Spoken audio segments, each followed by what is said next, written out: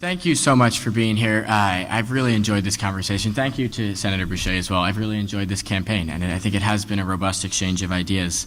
I believe it's time to move Connecticut forward, and I don't think we can build the next 20 years of prosperity in this state by relitigating the last 20.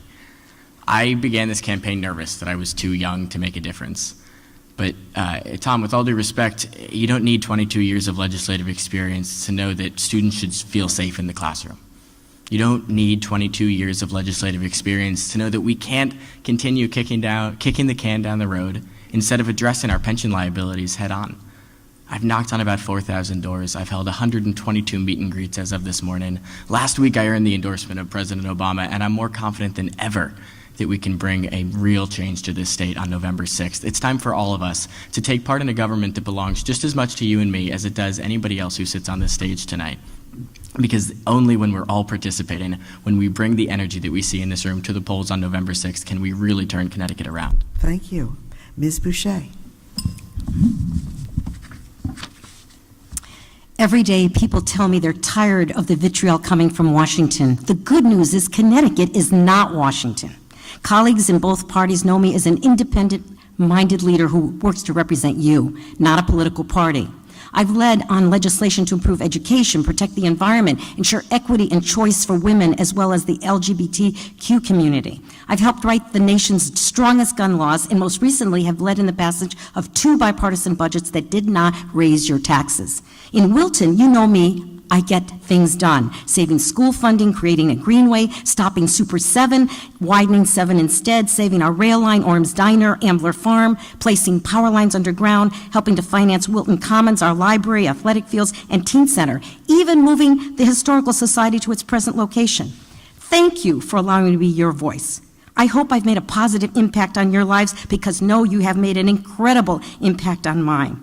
With your vote, I commit to fight hard for you and our future here. And you are never too young or too old to make a difference. You're not. Thank you. Mr. Tartell. Mr. Tartell? I was hearing O'Day. So I want to thank everyone for being here tonight. This has been a remarkable experience for me. I'm having the best time of my life, talking to people, learning things, and I want to say a special thank you to Jean for managing this whole process. I want to just talk for a minute about Tom and me, because our hearts are in the same place, our desire to help our communities are in the same place, but he joked about he's to my right, and he is. And so things like insurance, making sure that women have in their insurance plans the types of birth control that should be there, skinny plans that don't necessarily cover what you need to have covered, you get what you pay for. The pieces on sexual harassment training, we've both done sexual harassment training. I'm a learning and development leader. I've done it for a lot of years. I know how it's done. Together we can build a future. That's why I'm going to Hartford. Thank you. Thank you. Mr. O'Day. Well, I want to say thank you to all of you. Thank you to the League. I very much enjoy representing you in Hartford.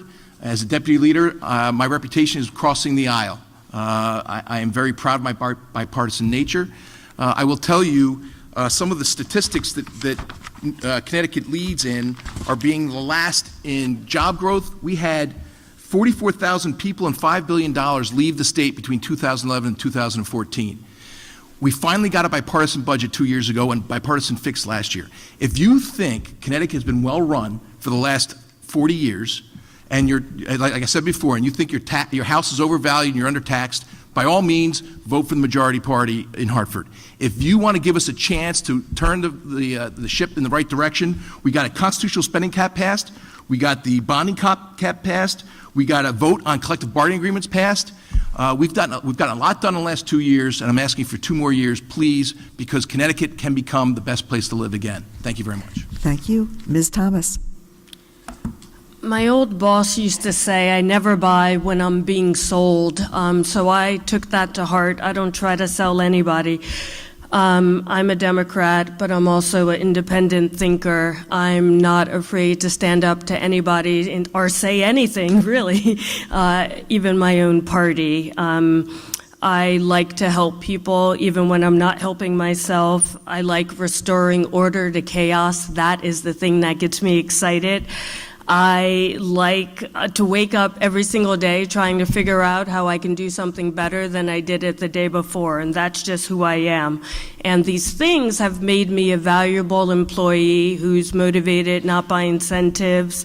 It's made me an effective change agent in my work and a valuable member of the nonprofit sector community. And I want to go to Hartford to get things done so we're not having this conversation 2 years from now, 4 years from now, 8 years from now, 22 years from now. Thank you. Ms. Lavielle. Thank you. It's an honor to be in my 8th year of representing you.